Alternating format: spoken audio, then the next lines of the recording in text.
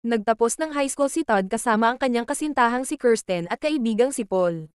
Magkasama nilang binuksan ang mga sobre na naglalaman ng resulta ng kanilang pagsusulit sa pagpasok sa universidad. Napuno ng kasiyahan ng hangin nang malamang lahat sila ay pumasa. Ngunit nagulat sila nang tumanggi si Roy, ang mahigpit na guro sa matematika, na lagdaan ng karakter na rekomendasyon ni Todd para sa Harvard dahil sa mababa niyang marka sa pagsusulit. Habang nakaupo si Todd sa tahimik na lawa at abala sa kanyang mga cartoon sketches, isang hindi inaasahang sigaw ang pamunit sa katahimikan mula sa kabilang pampang. Nagulat siya at nakasalubong si Vicky, na humingi ng paumanhin sa kanyang sigaw dala ng labis na emosyon, bago ito biglang naglaho. Kinagabihan, dumalo ang magkakaibigan sa isang party. Habang pilit na ipinapareha ni Paul ang mga tao, inimbitahan ni Kirsten si Todd sa isang romantikong lakad sa parke. Samantala, iniiwasan ni Paul ang isang nakakainis na kakilala at nang makita si Todd na nagmamaneho, dali-dali siyang sumakay para makatakas. Sa kanilang paglalakbay, nakasalubong nila si Vicky na stranded dahil sa sirang sasakyan. Naaalala ni Vicky ang insidente sa lawa at tinanggap ang alok ng mga binata na sumakay. Sinubukang magpa-impress ni Paul sa pamamagitan ng papuri sa kotse ni Vicky, ngunit nalaman nilang sa asawa pala ito. Sa isang diner, naghintay sila ng tow truck at nagkwentuhan. Nagbayad si Vicky, ngunit nagpumilit si Todd na magbigay man lang ng tip. Habang naglalakad pabalik sa kotse, nagbukas si Todd kay Vicky tungkol sa kanyang takot na bumagsak sa matematika at ang pangarap niyang makapasa sa pagsusulit. Pinaalalahanan siya ni Vicky na hindi pa huli ang lahat. Pag-uwi ni Vicky, nadatnan niya ang kanyang asawang si Roy, na siyang mahigpit na guro ni Todd. Samantala, sa bahay nila Todd, nadismaya ang kanyang ama na si Jack sa kanyang mga akademikong problema. Nang banggitin ni Todd na kailangan niya ng tutor, nangako ang kanyang ama ng tulong. Ngunit nagulat si Jack nang sabihin ni Todd na may nahanap na siyang tutor. Sa eskwela, ikinwento ni Todd kay Paul ang pagtawag ni Vicky para magturo sa kanya. Lumapit naman si Kirsten sa kanya sa chemistry class at humingi ng paumanhin sa kanilang hindi pagkakaunawaan. Nangako itong susuportahan siya. Pagkatapos ng klase, nagtungo si Vicky sa bahay ni Todd at nagsimula sila sa kanilang mga aralin sa matematika. Habang lumalalim ang mga aralin, naramdaman ng kakaibang tensyon sa pagitan nila. Naging mabunga ang mga sesyon nila ni Vicky, at tuwang-tuwa si Todd sa kanyang progreso. Ngunit nang makipagkita siya kay Kirsten, nilinlang niya ito sa pamamagitan ng paggawa ng kwento tungkol sa kanyang tutor upang hindi magselos. Pinapaalala ni Kirsten kay Todd ang kanilang tradisyonal na hapunan kasama ang mga kaibigan sa gabing iyon. Ngunit hindi makadalaw si Todd dahil sa kanyang pag-aaral kasama si Vicky. Siniguro niya kay Kirsten na gagawa siya ng paraan. Habang abala si Todd sa kanyang pag-aaral kasama si Vicky, naghanap naman ng aliw si Kirsten kay Paul sa isang diner upang hindi siya mag-isa.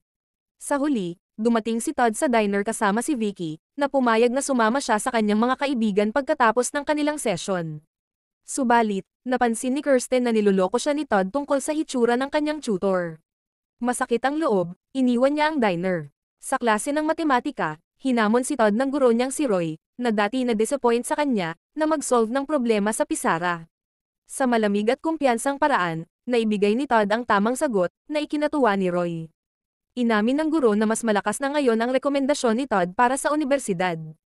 Excited, ibinahagi ni Todd kay Vicky ang kanyang progreso at inanyayahan siya para sa isa pang tutoring session.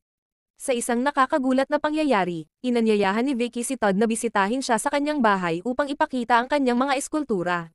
Na-curious, tinanggap ni Todd ang imbitasyon at dumating sa bahay ni Vicky. Sa garahe, ipinakita ni Vicky ang kanyang mga obra maestra. Nagtaka si Todd kung bakit tinatago ni Vicky ang kanyang mga likha. Ipinaliwanag ni Vicky na takot siyang mabansagang kakaiba, isang impresyong pareho nilang nararamdaman ng kanyang asawa, na nagpapakita ng tensyon sa kanilang relasyon. Nakahanap si Vicky ng aliw sa presensya ni Todd. Sa sorpresa ni Todd, may inihanda si Vicky na espesyal na regalo para sa kanya, isang handmade creation. Dahil sa pasasalamat, bigla niyang hinalikan si Vicky sa labi. Sandaling natigilan si Vicky ngunit itinakda ang hangganan at hindi na ito pinahintulutan na maulit. Pagpasok sa bahay, mapagbiro si Vicky at nag-flirt kay Todd. Lalong lumalim ang kanilang paglalapit habang nagbahagi ng mga tender na sandali. Si Vicky ang nagpakita ng lakas ng loob, ibinaba ang kanyang mga inhibition, at ipinakita ang iba pa niyang eskultura. Sa kabila ng kanilang paglapit, nabigla si Todd sa kanyang nararamdaman at nagtungo kay Paul sa gitna ng gabi upang ikwento ang nangyari. Hindi natuwa si Paul sa narinig, kaya't umuwi si Todd. Hindi alam ni Todd na naroon si Kirsten sa silid ni Paul at narinig ang lahat ng kanilang pinag-usapan. Sa oras ng pananghalian sa paaralan, nilapitan ni Todd si Kirsten ngunit nakita niya itong nag-aayos ng kanyang gamit.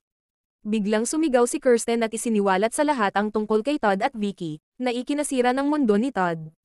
Inakala ni Todd na si Paul ang nagbunyag ng sikreto, kaya't hinarap niya ito. Hindi niya alam na narinig na ni Kirsten ang usapan nila ni Paul noong gabing iyon. Inamin ni Paul na naroon si Kirsten habang kinukwento ni Todd ang tungkol kay Vicky. Nagkaroon ng tensyon sa pagitan nila, lalo na nang akusahan ni Todd si Paul na sinadya niyang itago ang impormasyon dahil may gusto siya kay Kirsten. Naputol ang kanilang argumento nang dumating si Roy at binigyan sila ng parusa, ang pagbantay sa kanyang sasakyan na nakaparada sa harap ng paaralan. Sa labas, napansin ni Paul at Todd ang Corvette na nakita nila noong gabing sinundo nila si Vicky. Napagtanto nila na si Roy ang asawa ni Vicky. Sa nalaman, nagmamadaling pumunta si Todd sa bahay ni Vicky upang tanungin kung bakit hindi niya inamin na siya ang asawa ng guro niyang si Roy. Hindi natinag si Vicky sa mga alalahanin ni Todd, na nauwi sa mainit na diskusyon. Habang papalapit si Roy mula sa pangingisda, palihim na siniyasat ni Todd ang pinagmulan ng ingay. Nang dumating si Roy, nagtago si Todd sa likod ng mga eskultura ni Vicky, habang kunwari namang abala si Vicky sa paggamit ng angle grinder. Abala si Roy sa paglilinis ng isda, kaya nakahanap si Todd ng mas ligtas na taguan. Bago lumabas ng garahe, nagtanong si Roy kay Vicky tungkol sa printer dahil balak niyang gumawa ng rekomendasyon para kay Todd, ang kanyang natatanging estudyante, upang matiyak ang lugar nito sa Harvard. Pagkaalis ni Roy, maingat na lumabas si Todd mula sa garahe. Sa eskwela, nilapitan ni Roy si Todd, hawak ang notebook nito na natagpuan niya sa garahe ni Vicky. Kinabahan si Todd dahil inakala niyang nalaman na ni Roy ang tungkol sa relasyon nila ni Vicky. Ngunit sa kanyang sorpresa, ang natagpuan lang ni Roy ay ang resulta ng dalawang pagsusulit. Napagtanto ni Roy ang koneksyon ni Todd sa pagtuturo ni Vicky sa matematika, kaya't nangako siyang gagawa ng rekomendasyon para sa aplikasyon ni Todd sa universidad. Sa klase, ginamit ni Roy si Todd bilang halimbawa upang bigyang katwiran ang kanyang mahigpit na paraan ng pagtuturo. Matapos ang klase, hinarap ni Todd si Roy at tinanong kung bakit tila malupit ito sa kanyang mga estudyante. Nang paalis na si Todd, pinigilan siya ni Roy at tinanong tungkol sa kanyang ugnayan kay Vicky. Walang takot, inamin ni Todd ang katotohanan. Nagmamadaling umuwi si Roy, habang desperadong sinusubukang tawagan ni Todd si Vicky, ngunit nanatiling walang alam si Vicky, abala sa kanyang sariling mga gawain. Pagdating ni Roy sa bahay, ibinuhos niya ang kanyang galit, sinira ang lahat ng bagay sa garahe. Lumabas mula sa dilim si Todd, at sa halip na galit, nakita ni Roy ang kakayahan ni Todd sa matematika dahil sa impluwensya ni Vicky. Sa wakas, kinilala niya ang tagumpay ni Todd at ibinigay ang rekomendasyon nito para sa Harvard. Ngunit habang sinusubukang ilihis ang atensyon ni Roy, bigla siyang nawalan ng malay. Pagkagising, humingi ng tawad si Todd kay Vicky sa magulong mga pangyayari. Sa halip na magalit, nagpasalamat si Vicky at napagtanto niyang matagal nang wala ang pagmamahal nila ni Roy. Sa tanong ni Todd tungkol sa kanyang plano, sinabi ni Vicky na lilipat siya sa New York upang maghanap ng mas mabuting oportunidad para sa kanyang mga eskultura. Nagpaalam si Vicky at iniabot kay Todd ang isang sulat ng rekomendasyon para sa universidad. Tumakbo si Todd, puno ng determinasyon, upang tuparin ang pangako niyang bisitahin si Vicky sa masiglang lungsod ng New York. Sa panayam sa Harvard, tinanong siya kung bakit gusto niyang pumasok doon. Bagamat pangarap ito ng kanyang ama, napagtanto ni Todd na hindi ito ang nais niya. Sa halip, pinangarap niyang mag-aral ng sining sa isang espesyal na paaralan. Pag-uwi, nagkaroon ng lakas ng loob si Todd na ipagtapat sa kanyang mga magulang na hindi Harvard ang landas na nais niyang tahakin. Sa halip, nais niyang sundin ang kanyang puso at magtuon sa sining.